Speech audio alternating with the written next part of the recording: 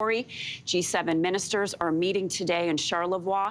It's a gathering to talk about Ukraine and the Middle East, but it is all set, of course, against the backdrop of that escalating U.S.-Canada trade war we're in. Joining us now from Charlevoix with the very latest is Jeremy Sharon of CTV News. Jeremy, good morning to you. Foreign Affairs Minister Melanie Joly will meet with her American counterpart, U.S. Secretary of State Marco Rubio, this morning. Let's begin by talking about the focus of that meeting. Yeah, Marcia, to your point, you know, the public agenda was to be focused on Ukraine, on the Middle East, those kinds of issues. But quickly here, the focus, especially for Canada, has become U.S.-Canada relations.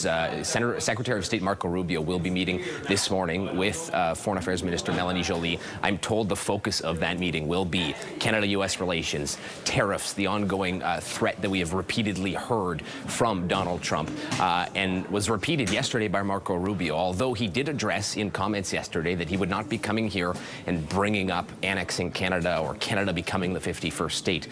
He touched on the fact that is not what this meeting is about. That is not what the focus of this G7 will be about. Although he'll be hard-pressed not to face some questions about it and likely some pushback from Foreign Affairs Minister Melanie Joly, who had some tough talk yesterday as well, you know, quite sternly saying that Canada is a sovereign nation and that Canada will not become the 51st state. And so all eyes this morning on that meeting between the two foreign ministers, you know, with that tension kind of building yesterday and all of this talk, of course, the steel and aluminum tariffs coming into effect, Canada's retaliation. We are in the middle of this trade war with the U.S. and certainly there will be some difficult conversations between Secretary of State Marco Rubio and Foreign Affairs Minister Melanie Joly this morning. Right. It's going to be tough for him to avoid that subject, nearly impossible, I should say.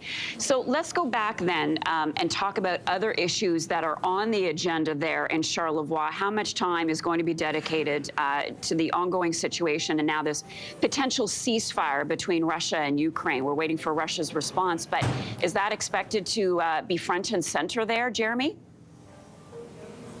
Absolutely, Marcia. That will be, you know, a focus of the public agenda, if you will, or the more overarching agenda for the entire G7 group here. Marco Rubio is coming off that meeting with his Ukrainian counterparts, where they agreed to that 30-day ceasefire deal.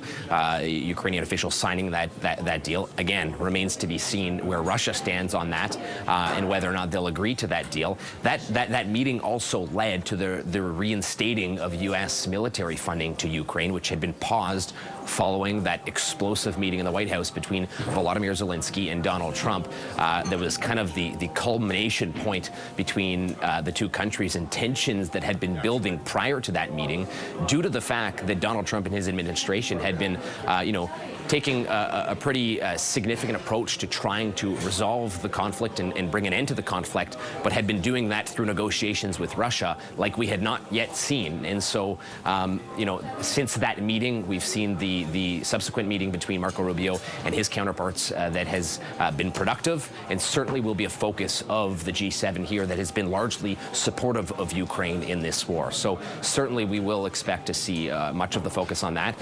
Following this morning's bilateral meeting between Marco Rubio and Foreign Affairs Minister Melanie Joly, there'll be a family photo where you know, all of the leaders will pose together. Melanie Joly will make opening remarks following that family photo, addressing the main issues that they'll be touching on here at this G7 foreign ministers meeting, which of course is the preamble to the full G7 happening in June in Kananaskis. And then following that, there will be a lot of closed door meetings and things happening here that we will not have access to. But certainly it is expected that Ukraine will be front and center. Some talk about the Middle East as well, and continuing to work there, strengthening the Indo-Pacific, security in the Indo-Pacific, also expected to be a talking point here as well, Marcia.